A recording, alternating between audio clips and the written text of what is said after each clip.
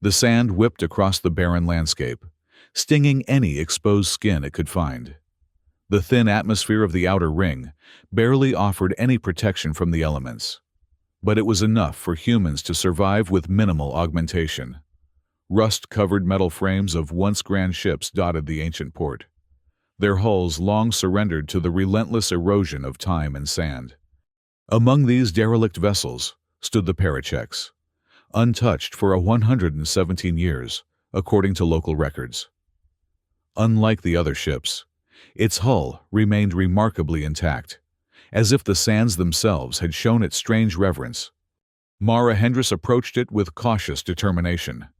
Standing at 5'7", her lean, muscular frame moved with practiced efficiency across the treacherous dunes. Her jumpsuit, once a standard-issue Federation blue, now bore the marks of countless repairs and oil stains, badges of honor in her profession. The Rix family crest was proudly displayed on her left shoulder, faded, but still recognizable to those who knew its significance. The year was 2415, and Mara was likely the only person alive who understood what truly slept within the Parachex's ancient frame. "You're making a mistake," said a gravelly voice behind her. Mara didn't turn around. She recognized the voice of Jorvik, the port's most notorious broker. "I paid your fee. The ship is mine for 24 hours. "Credits weren't my concern," Jorvik replied, the cybernetic implant where his left eye once resided glowing an eerie red against the fading daylight. "That vessel has outlasted 3 different expeditions. Something about it doesn't want to be awakened." Mara finally turned to face him. "I need emergency power initiated, now!" Jorvik's weathered face creased with amusement. "You think I haven't tried? The consortium offered 10 times what you paid me to access its systems. They failed." "They weren't Rix," Mara stated simply, pulling a small, rectangular data crystal from her pocket. The crystal pulsed with a faint blue light that seemed to intensify as it came closer to the ship. "This belonged to my great-grandmother, Captain Rix. She encrypted the Parachex systems to her bloodline." Jorvik's cybernetic eye widened, its scanning mechanism working overtime. "The legendary Captain Rix was your ancestor? Why come now after all these years?" "Because now is when it matters," Mara replied cryptically. "The emergency generators, are they functional?" Jorvik shrugged. "Theoretically, they're quantum-based, supposed to last centuries. But no one's been able to interface with them." Mara nodded and turned back toward the ship. "Stay back. What happens next might trigger security protocols." She approached the barely visible access panel near what once served as the ship's main loading ramp. Brushing away accumulated sand, she revealed a small, biometric scanner. The ancient device shouldn't have worked after over a century of disuse, but as Mara pressed her palm against it, a faint hum began to emanate from deep within the vessel. "Impossible," Jorvik whispered from a safe distance. The scanner glowed, and Mara felt a slight pinprick as it sampled her blood. A moment later, the ship's external lights flickered to life, casting long shadows across the desert floor. "Genetic verification confirmed," announced a smooth, gender-neutral voice that seemed to come from everywhere at once. "Welcome, Rix descendant. Security protocols disengaged for primary systems. Welcome to the Parachex." Mara couldn't help but smile. "Hello, old friend," she whispered, though the ship wasn't truly sentient. "Time to wake up properly." The loading ramp slowly descended, sand cascading off its surface. The interior lights activated in sequence, revealing a surprisingly pristine entry bay. "What treasure are you hunting?" Jorvik called out, his voice tinged with equal parts fear and greed. Mara turned to him with a serious expression. "Not treasure. Something far more valuable." She hefted her tool bag onto her shoulder. "Knowledge. The kind that could change everything." Without another word, she stepped into the ship, the ramp closing behind her. The Parachex had slept for 117 years, but its secrets had waited long enough. It was time to resurrect what Captain Rix had hidden from the world. The Lazarus technology that could either save humanity or doom it forever. The air inside the Parachex was surprisingly clean, with only a faint metallic taste lingering on Mara's tongue. The ship's life support systems had maintained minimal functionality even during its long dormancy, another testament to the vessel's remarkable engineering. "System diagnostic in progress," announced the ship's AI. "Warning, multiple critical systems offline. Emergency power at 47% capacity." Mara made her way through the dimly lit corridors, her boots barely making a sound on the polished floor. Unlike the exterior, the interior showed almost no signs of age, as if time had somehow moved differently within the Parachex hull. "Identify yourself and state access permissions," the AI requested as Mara approached the central command deck. Mara Hendris, direct descendant of Captain Eleanor Rix. Genetic verification already confirmed at entry point. A brief pause followed. Voice pattern analysis complete. Secondary verification accepted. "Welcome, Mara Hendris. I am Parachex Unified Neural Network. Designation PUN 9. The lights on the command deck brightened, revealing an array of control stations arranged in a semicircle around a central holographic projector. The technology was outdated by current standards, but had been cutting edge when the ship was last operational. "PUN 9. I need a full system status report," Mara said, setting down her tool bag and approaching the central console. "Focus on engine capabilities and data storage integrity." "Analyzing." The AI's voice resonated through the chamber. "Engine systems at 23% operational capacity. Significant repairs required for interstellar travel. Data storage integrity at 98%. Primary data banks preserved through redundant quantum isolation." Mara's eyes widened in surprise. She had expected far more degradation after over a century of inactivity. "What about the Lazarus chamber? Is it intact?" The AI paused longer this time. "That information is restricted. Additional authorization required." Mara withdrew the data crystal from her pocket and placed it on the console scanner. "Authorization. Rix Protocol, Epsilon 97. The crystal pulsed brightly, and the holographic projector in the center of the room flickered to life, displaying a three-dimensional schematic of the ship. A section deep within the vessel pulsed with a soft green light. "Lazarus chamber integrity, 92%. Nanobotic suspension fluid requires replenishment. Otherwise functional." A wave of relief washed over Mara. The technology that had driven her family's obsession for generations was still viable. The self-repairing nanobots that could extend human life indefinitely, perhaps the most valuable technology in the known universe, remained secure aboard the Parachex. "PUN 9.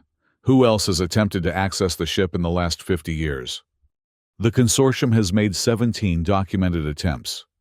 The last was 3 months ago. All were rejected due to insufficient genetic markers." Mara wasn't surprised. The consortium had been hunting for the Lazarus technology since rumors of its existence first emerged. With human lifespan already artificially extended to nearly 200 years through conventional means, the prospect of potential immortality represented the ultimate power and the ultimate market. As she began checking the ship's systems manually, Mara considered her options. She could extract the Lazarus research data and abandon the Parachex, selling the information to the highest bidder. The wealth would be unimaginable. Her family would never want for anything again. But her great-grandmother had hidden this ship for a reason. Captain Rix hadn't trusted anyone with the Lazarus technology, not even her own government. There had to be more to the story. "PUN 9. Access Captain Rix's personal logs. Authorization, Family Protocol Alpha." Accessing. The holographic display shifted, and the image of an older woman in a captain's uniform appeared. Though recorded over a century ago, the hologram remained crystal clear. Captain Eleanor Rix looked remarkably like Mara. The same determined eyes and sharp jawline. though her hair was gray and cropped short in military fashion. "If you're seeing this, your family," the hologram began, "and you've found the Paracheks, I pray it's under better circumstances than those under which I hid it." Mara leaned forward, captivated by the image of her ancestor. The Lazarus Project began with noble intentions, a means to extend human life through self-replicating nanobots that could repair cellular damage indefinitely. But during testing, we discovered something unexpected. The technology didn't just repair. Under certain conditions, it could completely rebuild. Captain Rix's expression darkened. The implications were problematic. The military wanted weapons. The corporations saw profit.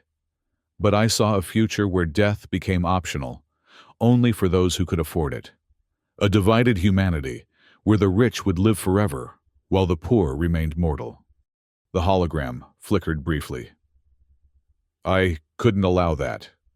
So I took the only complete prototype and the research data and disappeared. The Paracheks contains everything: the chamber, the formulas, the nanobots themselves. I've programmed this ship to recognize only Rick's bloodline. Whatever you decide to do with this knowledge, remember that power of this magnitude shouldn't belong to any single government, corporation, or individual. The message ended, leaving Mara with more questions than answers. Pun 9, show me the Lazarus chamber, she requested after a moment of contemplation. Access to the chamber requires physical presence. Directions uploaded to your personal device. Mara checked her wrist display, which now showed a detailed map of the ship with a route highlighted in blue. As she gathered her tools to begin the journey to the chamber, a sharp alarm suddenly blared throughout the ship. Warning, approaching vessel detected. Consortium registry. Estimated arrival, 17 minutes. Mara cursed under her breath. Either Jorvik had sold her out, or the consortium had been monitoring the port more closely than anyone realized. Either way, her window of opportunity had just narrowed significantly. Pun 9, can we get the engines online? I need to move this ship. Negative. Engine repairs require approximately 4 hours with current resources. Mara's mind raced. What about defensive systems? Minimal functionality. Shield generators operational at 32% capacity. Weapon systems offline. Not enough to fight off a consortium cruiser. She needed to think quickly. Seal all external access points, she ordered the AI. Then guide me to the Lazarus chamber. If I can't move the ship, I'll have to take what I came for and find another way out. The morality of her decision weighed heavily on Mara's conscience as she moved deeper into the ship. Captain Rix had hidden this technology to prevent it from being monopolized. Yet here, Mara was, planning to take it for herself. But what other choice did she have? If the consortium captured the Paracheks, they would control Lazarus completely. She would figure out the right thing to do once she was safely away. For now, survival took precedence over ethics. The Lazarus chamber was located in the medical bay, 3 levels below the command deck. As Mara descended through the ship, she couldn't shake the feeling that she was being watched, not just by Pun 9, but by something else. Something older and more aware than a standard ship AI should be. Pun 9, she called out as she reached the medical level. Did Captain Rix make any modifications to your programming before abandoning the ship? A pause. That information is not accessible at your current authorization level. Interesting. The AI had freely provided other restricted information with her genetic verification, but some secrets remained locked away. Captain Rix had clearly established layers of security, revealing information on a need-to-know basis. The medical bay doors slid open automatically as Mara approached. Unlike the sterile, utilitarian design of the rest of the ship, this area featured elegant curves and soft, blue lighting that created an almost spiritual atmosphere. At the center of the room stood a cylindrical chamber made of transparent material that resembled glass, but was undoubtedly something far more advanced. Inside, a viscous silver fluid shimmered and moved as if alive, which, In a sense, it was trillions of nanobots suspended in a nutrient solution, waiting for instructions. The Lazarus Chamber. Pun 9 confirmed. Approach the control panel for detailed information. Mara stepped toward the console adjacent to the chamber, her heart racing. This technology represented more than wealth or power. It was her family's legacy, entrusted to her by an ancestor she'd never met. The console activated at her touch, displaying complex molecular structures and equations that would take weeks to fully understand. But Mara didn't need to understand everything right now. She just needed the core data. Pun 9. Prepare a complete download of the Lazarus research data to my personal device. Warning. Complete data transfer will require 34 minutes. Consortium vessel will arrive in 12 minutes. Mara gritted her teeth. Then give me the essential formulas, the minimum needed to replicate the technology. Processing request. Essential data package compilation in progress. As she waited for the download, a new alert sounded. Incoming transmission from Consortium vessel, Pun 9 announced. Accept? Mara hesitated. Perhaps she could negotiate, buy some time. Accept, audio only. The voice that filled the medical bay was cold and authoritative. This is Commander Ellis of the Consortium Security Force. Unidentified individual aboard the Parachex. You are in violation of Sector Regulation 47B. This vessel has been claimed as Consortium property. Power down all systems and prepare to be boarded. Mara scoffed. Claimed by whom? This ship responds only to Rick's genetic markers. It doesn't belong to the Consortium. A brief silence followed. Mara Hendris, Commander Ellis finally replied, his tone shifting slightly. We've been looking for you. Your expertise could be valuable to the Consortium. Surrender the Parachex and the Lazarus technology, and I can guarantee you a position on our research team. So you can control who lives forever and who doesn't? That's exactly what my great-grandmother was preventing. Don't be naive, Ellis responded sharply. This technology is too powerful for any individual to control. The Consortium represents the united governments of 17 systems. We have the infrastructure to implement it responsibly. Mara laughed bitterly. Responsibly? The Consortium has systematically stripped the outer rings of resources for centuries, while its core worlds live in luxury. You'd distribute immortality the same way, to those who serve your interests. You have 10 minutes to reconsider before we board, Ellis stated coldly. The outcome will be the same either way. The only variable is whether you benefit from cooperation. The transmission ended abruptly. Download at 27%, Pun 9 informed her. Estimated completion in 8 minutes. Not enough time. Mara needed a distraction, or a way to accelerate the process. She looked around the medical bay, searching for inspiration, when something caught her eye. A small storage unit marked with Captain Rix's personal insignia. Pun 9, what's in that storage unit? Captain's personal effects. Access authorized for Rick's bloodline. Mara quickly opened the unit. Inside were various items. A vintage navigational compass, a well-worn paper notebook, a rarity in the digital age, and a small metallic device that Mara didn't recognize. She picked up the device, turning it over in her hands. It resembled a standard data drive, but featured no obvious connection ports. Pun 9, identify this object. Quantum Entanglement Communication Device. QEC. Paired Unit Location Unknown. Mara's eyes widened. QEC technology allowed instantaneous communication across any distance. But it had been experimental, even during Captain Rix's time. Each device could only communicate with its specifically paired counterpart. Can it be activated? Affirmative. Place on medical console for power coupling. Mara did as instructed, and the device hummed to life, projecting a small, holographic interface. Warning, Pun 9 suddenly announced. 3 additional vessels detected approaching from Sector 7. Configuration unknown, not matching any registry and database. What? Mara rushed to the nearest viewport. In the distance, She could see three sleek ships unlike any design she recognized. They moved with unnatural precision, their hulls seeming to absorb rather than reflect light. Time to consortium vessel intercept, 7 minutes. Time to unknown vessels intercept, 6 minutes. The situation had just become considerably more complicated. If these unknown ships reached the Parachex first, Mara might be dealing with an entirely new threat. Pun 9. Can you establish communication with the unknown vessels? Negative. They are not responding to standard hailing frequencies. The QEC device suddenly pulsed, drawing Mara's attention. A message appeared in its holographic display. Project Janus protocols initiated. Timeline divergence detected. Pun 9. What is Project Janus? The AI remained silent for several seconds before responding.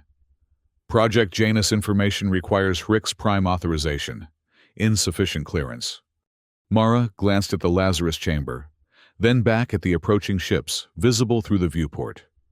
The download was still in progress, but she was running out of options. Pun 9. Emergency protocol. Transfer all available power to shields and initiate self-destruct sequence. Self-destruct requires Captain's authorization. Mara took a deep breath. I am Acting Captain Mara Hendris, Hrick's bloodline. Authorization, Family Protocol Omega. A new alarm sounded, and red emergency lights activated throughout the ship. Self-destruct sequence initiated. 15-minute countdown begins now. All non-essential systems powering down to reinforce shields. The download progress flickered on her wrist display. 43%. Not enough. But it would have to do. As Mara disconnected her device, the QEC suddenly activated fully, projecting a life-sized hologram. The figure that appeared was a middle-aged man in a white laboratory coat. His expression, stern, but somehow familiar. Hrick's descendant identified, the hologram stated. I am Dr. Marcus Elias, Temporal Physics Division, Project Janus. Mara stared in confusion. Who are you? What is Project Janus? There's no time to explain everything, the hologram responded. The Parachex wasn't abandoned for 117 years. It was displaced. In its own timeline, only 16 years have passed since Captain Hrick's activated the temporal stasis field. Mara struggled to process this information. Temporal stasis. Time travel? Not precisely. Time bubble technology. The Parachex exists partially outside normal temporal flow. It's why the ship has aged so little despite the century that's passed outside. Why are you telling me this now? Dr. Elias's hologram gestured toward the viewport. Those ships aren't from your time. They're from ours, 16 years after Captain Hrick's disappeared. They've detected the temporal disruption caused by your activation of the ship's systems. Who are they? A military faction that discovered the theoretical potential of the Lazarus technology. Not for extending life, but for creating the perfect soldier. One that could be rebuilt after any injury. Effectively immortal. The implications hit Mara like a physical blow. The Lazarus nanobots could rebuild human tissue, potentially restoring a person even after catastrophic damage. In military hands, it would revolutionize warfare in the most horrific way imaginable. The self-destruct sequence, she realized aloud. It won't be enough if they have temporal technology too. Correct, Dr. Elias confirmed. There's only one solution. You must complete what your great-grandmother started. The temporal stasis pod in the captain's quarters. It's designed for one occupant. You want me to hide in time like she did? Mara asked incredulously. Not hide. Jump forward. The data crystal you use to access the ship contains the complete Lazarus research, but also temporal coordinates, a specific point in the future where the technology can be safely implemented. Captain Hrick's was always meant to make that journey, but something went wrong. Mara glanced at her wrist display. The download had reached 58%, and the self-destruct countdown showed 12:47 remaining. I can't just abandon the ship with the technology partially intact. Both the consortium and these military ships will tear it apart for whatever they can salvage. The self-destruct will be thorough, Dr. Elias assured her. But you need to ensure the Lazarus data survives for the right moment. It's why Captain Rix entrusted it to her bloodline. Mara made her decision. Pun 9, guide me to the captain's quarters, and continue the download if possible. Acknowledged. Captain's quarters access granted. As Mara raced through the corridors, the ship shuddered violently. Warning, Pun 9 announced. Consortium vessel attempting forced docking procedure. Shield integrity at 27%. The captain's quarters were located near the command deck. When Mara arrived, she found a space that felt oddly personal despite its long abandonment. A few artifacts decorated the walls, star charts, an antique telescope, and a hand-drawn portrait of what appeared to be Captain Rix's family. In the center of the room, partially concealed by the floor, was a circular platform that looked nothing like conventional stasis technology. Temporal stasis pod detected, Pun 9 confirmed. Initializing. The floor retracted, revealing a chamber large enough for one person to lie flat.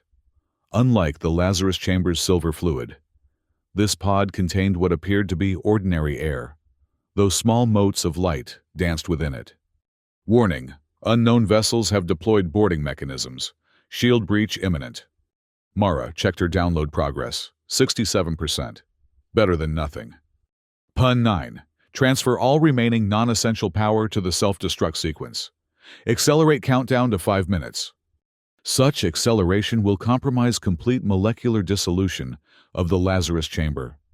Then transfer a portion of the Lazarus research to the unknown vessels, Mara ordered, forming a desperate plan. Just enough to distract them, make them think they've gotten what they came for. Processing request. Data packet prepared for transmission. As the ship prepared to transmit the partial data, Mara approached the temporal stasis pod. The QEC device clutched tightly in her hand. "Will this work?" she asked the hologram of Dr. Elias, which had followed her to the captain's quarters. "The mathematics are sound," he replied. "But temporal physics is still largely theoretical. The destination coordinates in your data crystal were calculated by Captain Rix herself." "And if I don't survive?" Dr. Elias's expression softened slightly. "Then the Lazarus technology may never be implemented properly. The cycle of abuse and weaponization will continue." Not exactly comforting, but it reinforced the importance of her mission. Mara placed her data device and the QEC into a small protective case and secured it to her jumpsuit. "Partial Lazarus data transmitted," Pun 9 announced. "Unknown vessels have reduced boarding attempts. Self-destruct in 3 minutes, 42 seconds. How do I activate the pod?" "Lie down inside," Dr. Elias instructed. "The system will recognize your Rix genetics and initialize automatically." Mara took one last look around the captain's quarters, at the legacy her great-grandmother had preserved and the burden now passing to her. Then she climbed into the temporal stasis pod. The moment she was fully inside, a field of energy shimmered around her, and the sensation of gravity seemed to shift. Dr. Elias's hologram stood at the edge of the pod, his expression now showing what might have been hope. "When you arrive," he said, his voice beginning to fade as the pod systems engaged. "Seek out Haven Station. Ask for Director Voss. She'll know what to do with the Lazarus data."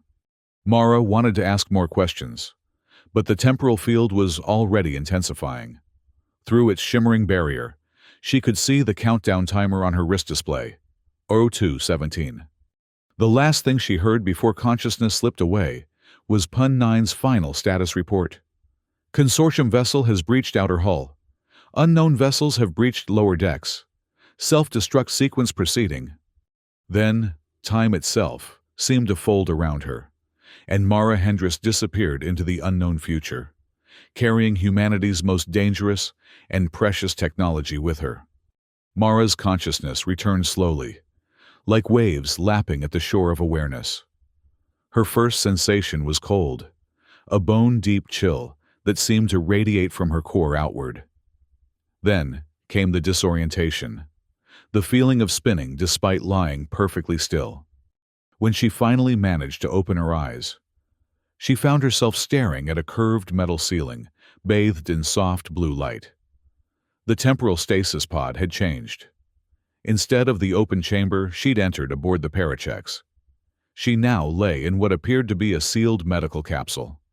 "Vital signs stabilizing," announced an unfamiliar feminine voice. "Temporal transition complete. Welcome to Haven Station. Mara Hendris." The top of the capsule retracted with a pneumatic hiss, revealing a sterile white room staffed by two individuals in matching gray uniforms. The insignia on their shoulders depicted a stylized hourglass, a symbol Mara didn't recognize. "Can you speak?" asked one of them, a tall woman with close-cropped silver hair. "Temporal transition sometimes affects vocal function temporarily." Mara tried to respond, but her throat felt raw and constricted. She managed only a raspy "where" before coughing.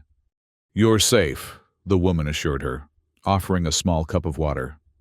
"You're aboard Haven Station, orbiting the Ceres cluster." The temporal jump was successful. As Mara sipped the water gratefully, the second attendant, a younger man with intricate facial tattoos marking him as from the Neptune colonies, scanned her with a medical device she didn't recognize. "Cellular integrity at 96%, he reported. "Minimal temporal degradation. The pod's preservation systems worked remarkably well." Mara's voice returned, though still hoarse. "How long?" The silver-haired woman exchanged a glance with her colleague before answering. 27 years from your departure point. The year is 2442. 27 years. Not as dramatic as the Parachek's 117-year disappearance, but still enough time for the world to change significantly. Everyone she knew would be older, some perhaps no longer alive. "The Paracheks?" Mara asked, struggling to sit up. "Destroyed, as planned," the woman confirmed. The self-destruct sequence was successful. Neither the consortium nor the military faction recovered the complete Lazarus technology. Relief washed over Mara. At least that part of her mission had succeeded. "Dr. Elias told me to find Director Voss." The silver-haired woman smiled slightly. "I am Director Amara Voss, and Dr. Elias is waiting to speak with you once you're recovered." "He's alive?" Mara couldn't hide her surprise. The holographic message had given her the impression that Dr. Elias was communicating across time itself. "Very much so," Director Voss replied, "though considerably older than when his message reached you. Medical Bay 3 is prepared for your recovery. We'll continue this conversation once you've rested." Despite Mara's protests that she felt well enough to continue, the medical staff insisted on a full evaluation. The technology they used was advanced beyond anything she'd seen. Scanners that seemed to peer directly into her cellular structure. Medications administered through atmospheric diffusion, rather than injections. After several hours of tests and a surprisingly restful sleep, Mara was provided with fresh clothing. A simple gray jumpsuit similar to the station staff's uniforms, but without insignia. When she was ready, an automated guide led her through the station's curving corridors to a conference room. Haven Station was unlike any space facility Mara had seen before. Rather than the utilitarian design common to consortium outposts, Haven featured organic architecture that mimicked natural forms. Lighting shifted subtly to simulate different times of day, and gravity varied slightly between sections to create the feeling of a planetary environment. The conference room continued this natural aesthetic, with a large oval table crafted from what appeared to be actual wood, an extravagance in space. Around it sat 5 individuals, including Director Voss and an elderly man Mara immediately recognized as Dr. Marcus Elias. Now, with a full beard streaked with gray and considerably more lines around his eyes. "Ms. Hendris," Director Voss greeted her. "Please join us. These are the council members who oversee Haven's operations." As Mara took a seat, Dr. Elias leaned forward, studying her with intense curiosity. "The family resemblance is remarkable," he said quietly. "You look just like Eleanor did when I first met her." You knew my great-grandmother? Mara asked. I helped her design the temporal stasis field for the Paracheks, he confirmed. Though I was much younger then. Time has been considerably less kind to me than it has to you. Director Voss intervened before the conversation could drift further. Let's focus on the matter at hand. Mara, did you secure the Lazarus data? Mara reached for the protective case still attached to her jumpsuit. To her relief, it remained intact. She placed it on the table and opened it, revealing her data device and the QEC. The download was incomplete when I had to enter the pod, she explained. I managed to get about 70% of the core research. I'm not sure if it's enough to reconstruct the entire technology. One of the other council members, a man with distinct Martian features, spoke up. Even 70% represents a significant breakthrough. Our scientists have been working on similar technology for decades without success. The question, interjected another council member, is what we do with it now. Mara looked around the table. Before we discuss that, I need to understand what's happened in the last 27 years. Who are you people? What is Haven Station? And why did Captain Ricks program the temporal coordinates to bring me here specifically? Director Voss nodded, acknowledging the fairness of these questions. Haven was established 15 years ago as an independent research collective, outside consortium control. We're scientists, engineers, and philosophers who believe that transformative technologies shouldn't be monopolized by governments or corporations. As for why Captain Ricks chose this specific time and place, Dr. Elias added, it's because Haven represents what she always hoped would exist, a balanced approach to implementing the Lazarus technology. Balanced how? Mara pressed. The consortium still exists, Director Voss explained, though its influence has waned somewhat. They would still weaponize Lazarus if given the chance, as would several other factions. But Haven has developed the infrastructure and ethical framework to introduce the technology gradually, for healing, rather than military applications. Mara considered this information carefully. It aligned with what she knew of her great-grandmother's intentions, but something still felt incomplete. What about the QEC device? Does its paired unit still exist? Dr. Elias smiled, reaching into his pocket to produce an identical device. After all these years, it still functions. Eleanor and I designed them specifically for this moment, to bridge the gap between her time and the future she envisioned. There's more to this story, Mara stated, rather than asked. The military ships that appeared when I activated the Paracheks, you knew they would come. Director Voss and Dr. Elias exchanged glances. It was Elias who finally responded. We knew because it's happened before, he said solemnly. This isn't the first iteration of this timeline. The revelation landed like a physical blow. What do you mean? Project Janus wasn't just about temporal stasis, Dr. Elias explained.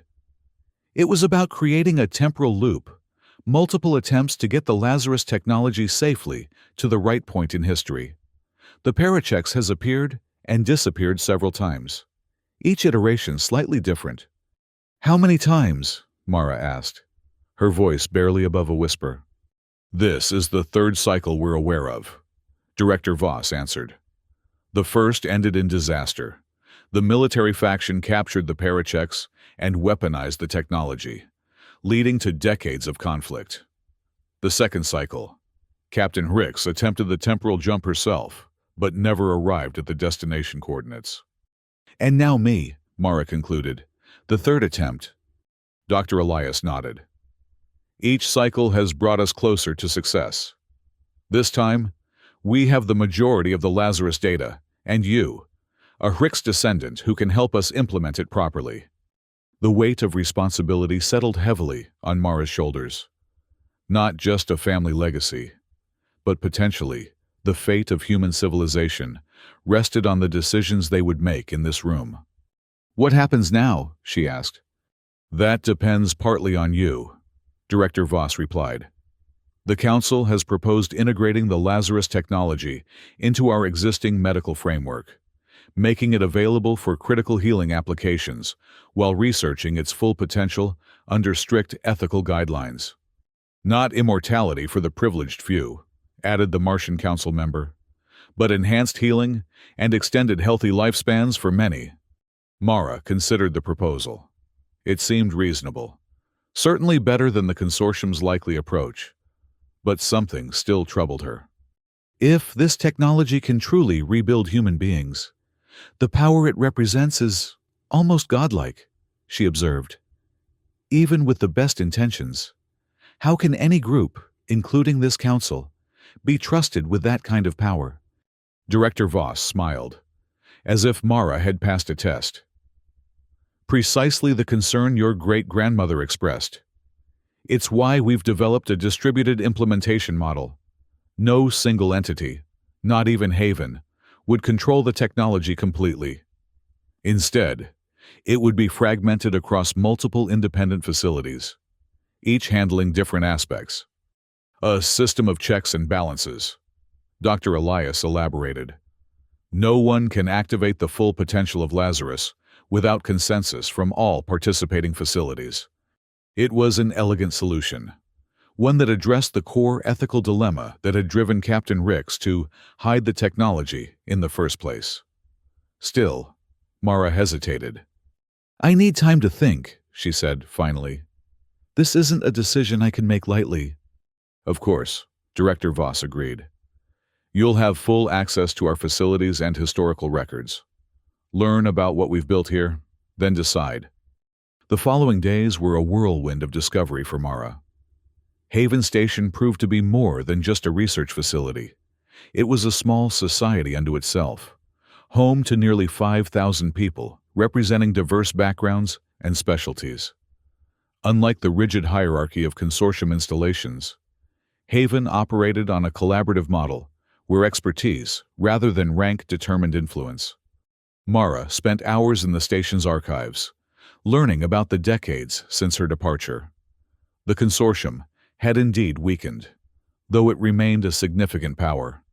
Several independent alliances had formed in the outer rings, creating a more balanced political landscape. Technology had advanced, but not as dramatically as she might have expected, suggesting that innovation had perhaps been hampered by the loss of breakthroughs, like Lazarus.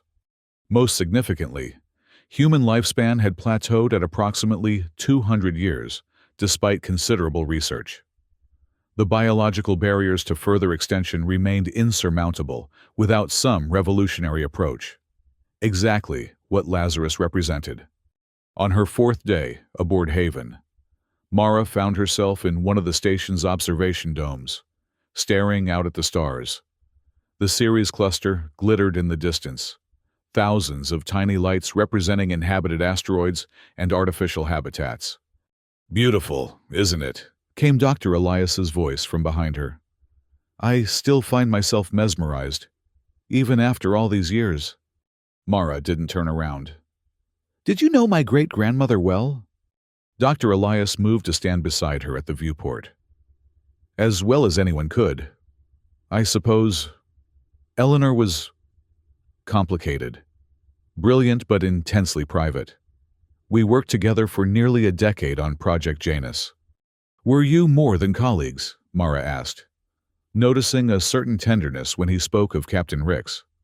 A sad smile crossed the elderly scientist's face. Briefly. But Eleanor was dedicated to her mission above all else. When she realized the implications of what we'd discovered with the Lazarus technology, personal considerations became secondary. And now the mission falls to me, Mara observed. Not exactly, Dr. Elias corrected her. Eleanor never intended for one person to shoulder this burden alone. That was the point, to create a framework where such power couldn't be concentrated in individual hands, even within her own bloodline. Mara considered this perspective. The Council's distributed implementation model, it was her idea, wasn't it? In essence, yes. We've refined it over the years. But the core concept came from Eleanor's original notes. She believed that humanity's greatest achievements should belong to humanity as a whole, not governments, not corporations, and not single families. The notion resonated with something deep within Mara. Throughout her life, she'd been driven by personal ambition, the desire to claim her family's legacy as her own. But perhaps the true legacy was something broader. "I've made my decision," she told Dr. Elias. "I'll provide the Lazarus data to Haven, but with conditions." The following morning, Mara presented her proposal to the full council. Rather than simply accepting Haven's existing framework, she outlined a more comprehensive approach, the creation of an innovation council that would extend beyond Haven itself, incorporating representatives from multiple independent worlds, including the outer rings that had long been marginalized. The Lazarus technology shouldn't just be implemented differently than the consortium would have done, she argued. It should be developed differently from the start, with input from diverse perspectives, including those typically excluded from such decisions. To Mara's surprise, her proposal was met with enthusiasm rather than resistance. Director Voss particularly seemed impressed by the expansion of their original concept.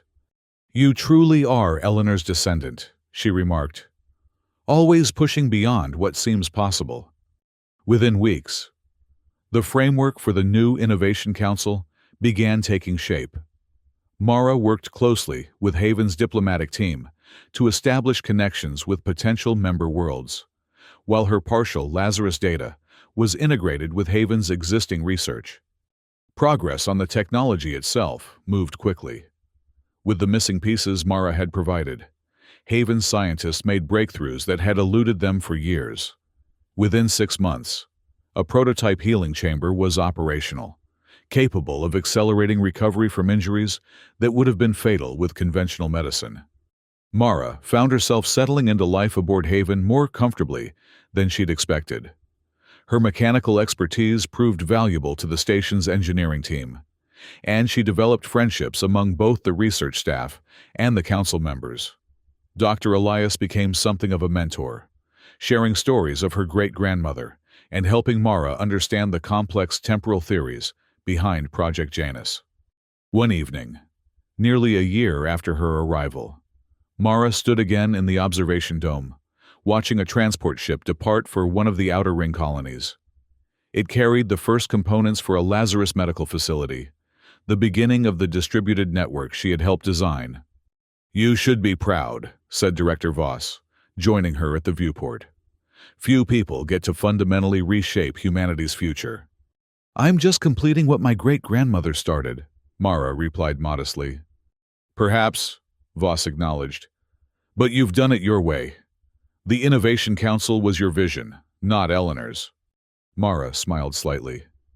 "A collaborative approach seemed fitting for a technology this powerful. No one person should control it, not even a Rix." "Speaking of control," Voss said, her tone shifting slightly, "there's something you should know. Something we've kept from you until we were certain of your intentions." Mara turned to face the director fully. "What is it?" "Come with me." Voss led her through a series of secure areas Mara hadn't previously accessed, eventually arriving at a small, isolated medical chamber deep within the station.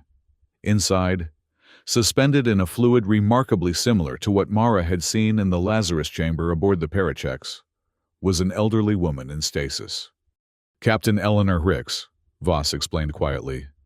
"Your great-grandmother." Mara stared in disbelief. "She's alive? How is that possible?" "When she attempted her own temporal jump in the second cycle, the stasis pod malfunctioned. Instead of arriving at Haven as planned, she materialized in deep space. A mining vessel found her drifting, barely alive, and brought her here. We've kept her in medical stasis ever since, hoping that with the complete Lazarus technology, we might one day revive her fully." Emotions flooded through Mara: shock, confusion, and a strange sense of completion. The circle was closing somehow. "Why keep this from me?" "We needed to be certain that you would make your decisions based on what was right for humanity, not just out of family loyalty," Voss explained. "Eleanor would have wanted it that way." Mara approached the stasis chamber slowly, placing her hand against its transparent surface. The woman inside looked peaceful, as if merely sleeping, rather than suspended between life and death. "Can she be saved?" Mara asked, her voice catching slightly. "With the advances we've made using your data, yes," Voss confirmed. "The procedure is scheduled for next week. We wanted you to be present." The revival of Captain Eleanor Rix was successful beyond anyone's expectations. Though initially weakened from her long stasis, she recovered rapidly with the application of the very technology she had helped create. The reunion between great-grandmother and great-granddaughter was emotional, but also pragmatic. Two women of similar temperament, focused on the work still to be done. Eleanor's insights proved invaluable to the Innovation Council. Having witnessed firsthand the potential abuses of the Lazarus technology, she helped refine the ethical frameworks guiding its implementation. The distributed network expanded steadily, with facilities established on 12 different worlds within 3 years. As for Mara, she found her place not as the keeper of a family secret, but as a bridge between worlds. Her background in the Outer Rings made her an effective advocate for including marginalized communities in the benefits of the new technology. She traveled extensively, overseeing the establishment of Lazarus medical centers in regions long neglected by the consortium. 5 years after Mara's arrival at Haven, the first comprehensive Lazarus treatment protocols were made available to the public. Rather than offering immortality to a select few, the technology was implemented primarily for healing critical injuries and extending healthy lifespans incrementally. The decision-making process for more advanced applications remained distributed across the Innovation Council, preventing any single entity from controlling its full potential. On the 10th anniversary of the Innovation Council's founding, a ceremony was held aboard Haven Station. Representatives from 27 worlds gathered to celebrate a decade of progress. At the center of the event stood 3 generations of Rix women: Eleanor, her granddaughter, Mara's mother, who had been located and brought to Haven, and Mara herself. As the formal proceedings concluded, Mara found a quiet moment alone with her great-grandmother in the now familiar observation dome. "Did you know it would work out this way?" Mara asked. "When you hid the parachecks all those years ago?" Eleanor smiled, the gesture transforming her still striking features.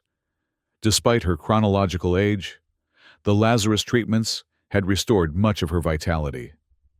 "Not precisely. I hoped for something like this. But the future is never certain, especially when you're meddling with temporal physics." "Dr. Elias said this was the 3rd cycle," Mara noted. "Do you remember the others?" "Fragments," Eleanor admitted. "Dreams, mostly. The human mind isn't designed to process multiple timeline iterations, but I remember enough to know that we've improved things substantially." Mara gazed out at the stars. "Is it really over? The temporal loop? I mean, have we succeeded where the previous cycles failed?" "I believe so," Eleanor replied thoughtfully. "The Lazarus technology is being implemented ethically, with distributed oversight. The military factions that sought to weaponize it have been denied access. And most importantly, no single power controls it." "And yet," Mara observed, "I can't help feeling that this is just the beginning of something larger." Eleanor placed a hand on her great-granddaughter's shoulder. "Of course it is. Every ending is just a new beginning. The time loop may be resolved, but humanity's journey continues. And now, thanks in part to you, that journey will be longer and hopefully wiser than it might have been." As they stood together, watching the stars, Mara reflected on the strange path that had brought her here. From a scavenger in the Outer Rings to a key figure in reshaping humanity's relationship with mortality itself. The parachecks had been destroyed, but its legacy lived on in the technology now healing people across dozens of worlds. The cycle had ended, but as Eleanor said, a new one was just beginning. Whatever challenges the future held, humanity would face them with new tools and, perhaps more importantly, a new approach to wielding power responsibly. For Mara Hendris, descendant of Captain Rix, that was legacy enough.